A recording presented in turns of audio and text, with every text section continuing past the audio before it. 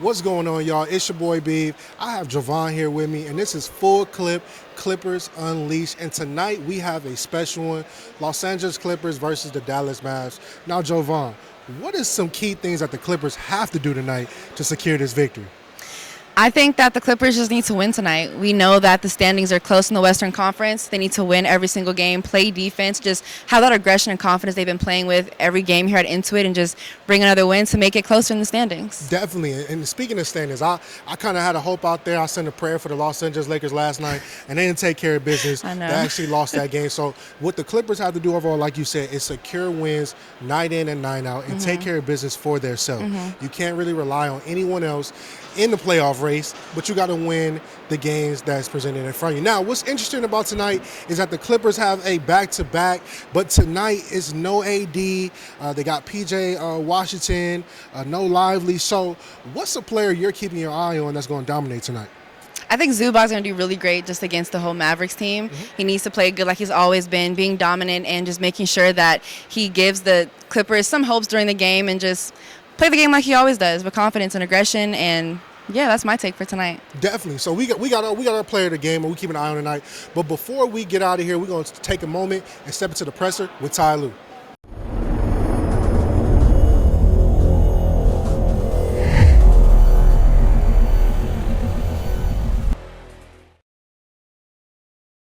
Michael Matthew here, Full Clip Clippers Unleashed. As you can see, we are here at the Clip Shop where we are here. Tammy's inside.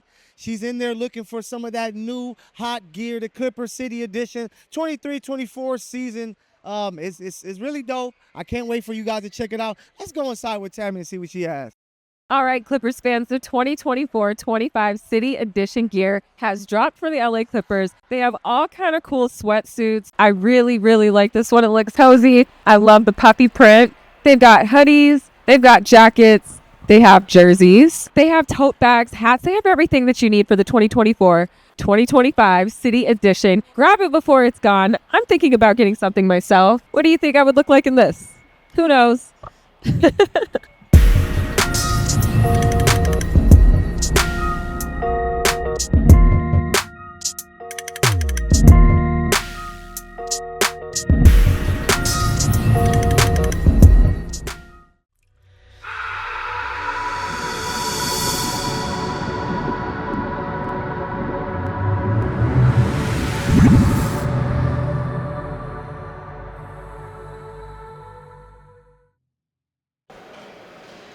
And we're back. Now, Ty Lue was talking about a few points in which he says, he's not too worried about the playoffs, right? He necessarily just want to secure wins and make sure this team is playing good throughout this, homestand and have to finish up the season up north. But I want to talk about just the scheduling overall, these back-to-backs. And Javon, do you think Kawhi is going to be available in some of these back-to-backs? I hope so. I think he is such a valuable player for the Clippers, and when he shows up and shows out, all of Clipper Nation can feel it. And we play really good when he plays good. He's a really solid core on the team, and I really hope he can play back-to-back. Of course, with his injuries, it's been kind of so-so with everything, but when he's playing good, we play good, so I hope he's really going to play those back-to-back games. Listen, feel good, play good. That's going to be the motto for Kawhi, and we're going to see if he's going to be available for these back-to-backs that the Clippers got, because without Kawhi, this team is kind of, kind of pedaling upriver with not the full motion to the ocean. But once Kawhi is here, we got a whole steamboat. But before we go, it's a special night tonight. Tonight, we actually have a bobblehead. Jovan, jump into that and tell the people about this bobblehead. This is the limited edition bobblehead for James Harden tonight.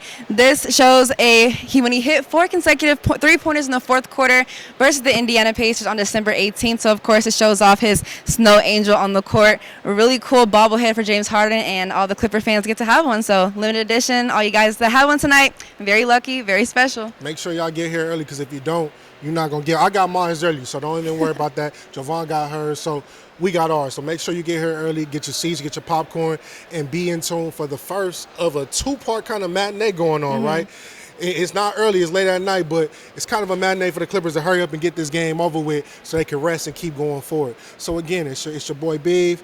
I'm Javon. And this is Full Clips, Clippers Unleashed. Let's go.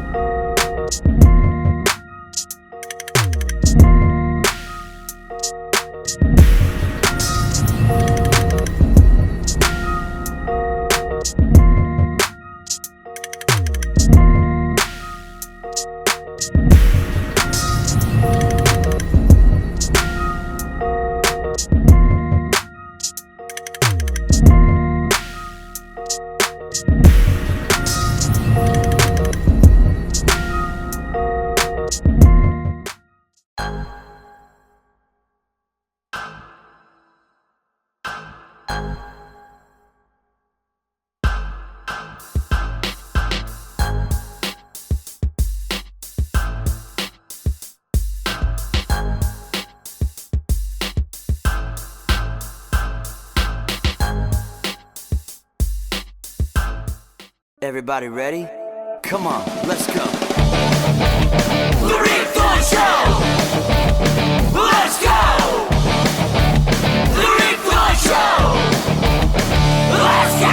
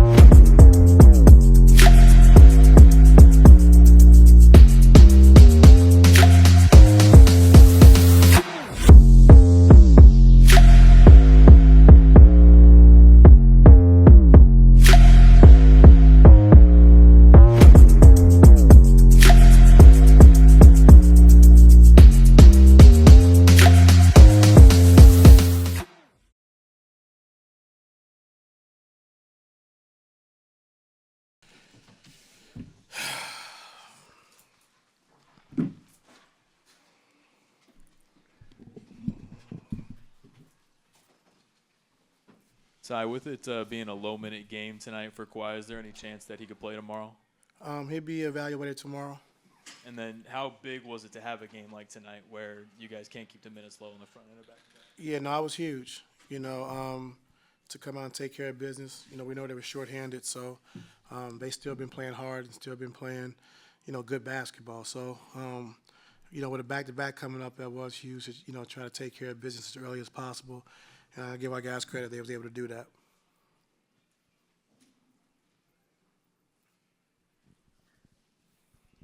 Coach, it was another strong night for Zoo. He had a double-double in the first half. Can you just speak on his performance throughout the whole game? Yeah, I mean, he's a threat down low, rolling to the basket with the short roll, catching the ball on the post, and then they start setting the double, once he posted up. And then, like you said, he's just been good, just rebounding the basketball, getting really good position, pursuing the rebound once he hits. And so that's why he's top 3 in rebounding, because he's been doing a good job of just, make sure he's owning his space and pursuing the basketball. Ty, you've talked plenty of times down the stretch of having good professional wins, against teams who have struggled at times. When you have nights like tonight and you've seen the way that your club has handled things over the last couple of weeks against these sorts of teams at times, does it give you some confidence that maybe they're locked in to what needs to be done going into the the playoffs and everything? Yeah, I mean, definitely locked in. It's hard to win games no matter who's playing. Like, all these guys are professionals, and like I said, all these guys can play. And so, when you get a win in this league, it's hard. I don't care what their record says or what their record is or who's on the floor. It's a lot of good coaches, a lot of good players, and when you can, stack wins, it just says a lot about your ball club. Like you said, going down the stretch, only having 5 games left, this is, very important to take care of these wins. Ty, what did you think of Bogey's behind-the-back pass in the fourth quarter? And then just how important has he been on this run you guys have been on? Yeah, he's been really good. I think you saw in some of the, closer games, it's been a couple of games where we put the ball in his hands to run pick and roll to make plays for other guys, and James and Kawhi and Norm being off the basketball.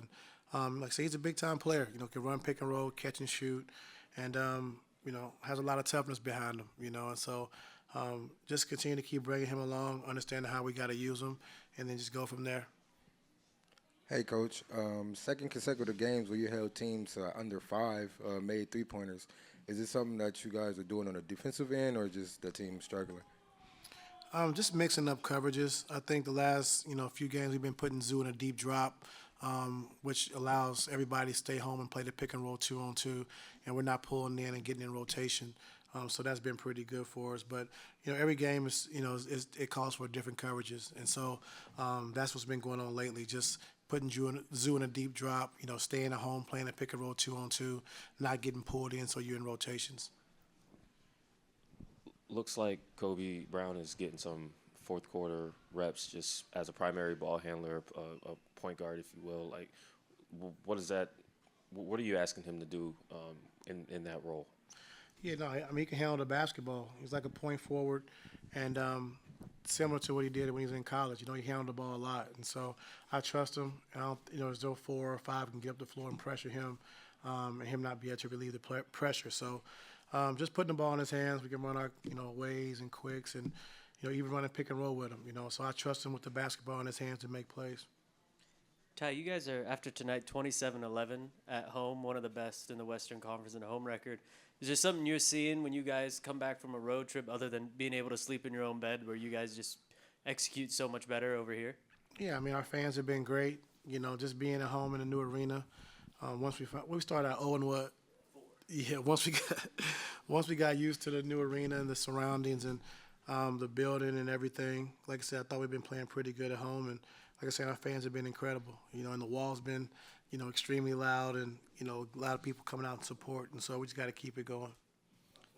What have you seen from the guys on the floor when it comes to communicating on, you know, defensive mistakes or stuff like that? How have you seen them just be, you know, I think they go at each other, but it's from a healthy basketball standpoint. What have you seen about their communication on the court to clean just things up? I mean, we've been talking to them all year about holding each other accountable, you know, talking, communicating, and they've been doing a good job with that as of late. You know, just talking through, you know, messed up coverages or, you know, when a guy's not in the right place. And so they've been just talking it out and understand a lot of times before we get to the huddle, we bring it up. They say, all right, we already corrected it, you know, and so that's good and that's healthy, you know, especially for when you're trying to be a good team going down the stretch. It's really good. But we still moved up. Not the top 6, but you still. I mean, our mindset is win out, and we'll be better playing, win all the games, and you know, we depend on ourselves. We're not trying to get, you know, help from it. It would be nice, but it's up to us. If we win out, we're in a good spot. So we're focused on us, and something lose, good for us. To that point, you did admit recently that you'll watch the games sure. and hate watch a little bit. I think everyone in this league does, especially like if you're part of those teams. Like, you know, you're gonna take any help you can get. So I watch all the games when on the off days. I try to watch all those games. You know, I'm following, and yeah, we worry about ourselves. I do want to ask, though, with the way that games have been going, as you guys have been winning, everybody else has been winning, what has that been like at home when you're watching, you know, 3 different games and every team around you guys is also winning? Put me in a bad mood. No, it's just, you know, everyone's in a playoff mode already. Everyone is trying to stay out of the play-in. You don't want to depend on 1 game or 2 games for the, you know, for your chances to get in the playoffs. You want to get out of it. You want to make that top 6. So everyone's fighting for the playoff spots. Everyone's treating every game like playoffs, and it's honestly fun. I think what NBA did with that play-in, I think it's a really good team. It's very competitive, and it's been good. It's been good last few weeks. It's been fun. You know, just kind of locking in, treating it as a playoffs every game, must win, and I'm sure other teams are like that too. This stretch that you guys are on, the last 16 games, is this the best since you've been here? Is this the best that you guys have played, kind of this time of year going into the postseason? Maybe not even just record-wise, just on the court, both ends of the floor. I remember that pre-bubble stuff. We were playing pretty good. But we're definitely playing one of our best basketballs since I got here. Playing really good defensively. We're finding our rhythm offensively too. Guys are in good shape. Everyone's healthy. So it's been fun, man. It's been fun. When you look at, you guys have had these big wins, but individually, I know the win is the ultimate thing you guys worry about, but like some individuals may not have the best scoring games or games in general. Do you need to see everyone playing well at the same time, or is the win, the way you guys are winning, just enough? It's enough. Whatever we were doing, you know, some nights, it's just nature of basketball. Not everyone's going to be able to score 20 every night, and we got a bunch of guys who are team first oriented, and they don't care about, you know, if they're scored 20 each night. They care about wins, and that's how we're from top to bottom, and that's how it should be. So we're worried about wins, and no matter who's having a night, we're happy for them. But no one's pouting about maybe not scoring what they wanted to score each night. Everyone's so focused on getting wins and getting out of the plan. So looking ahead to tomorrow night, expecting Anthony Davis to play, like what makes him different to play against when he is next to a primary center versus when he's the guy who's playing the center, more perimeter guys? I mean, he's a tough matchup at the 4, man. He's big, you know. He's big, and when he's guarded by the 4s, usually teams aren't going to double him, and then you got to worry about the center ducking in on a small, and you get invitations when you double, and then you got the big against the guard on the boards. It's easy to give up offensive rebounds, but he's good, man. He's a mismatch at every position, and especially at the 4, and on the other end, he can guard 1 through 5. So he's one of the best bigs in this league. So it's definitely going to be a challenge tomorrow. Thank you. For sure. Thank you, right? All right. What's going on, y'all? It's your boy B. Man, the Clippers took care of business tonight. 114-91 over. Let me start over again. Ready? What's going on? What's going on? It's your boy B. Man, the Clippers took care of business tonight, as they should. 114-91. Kawhi Leonard, 20 points. Zubac, double-double in the first half. Finished the game with 14 and 13.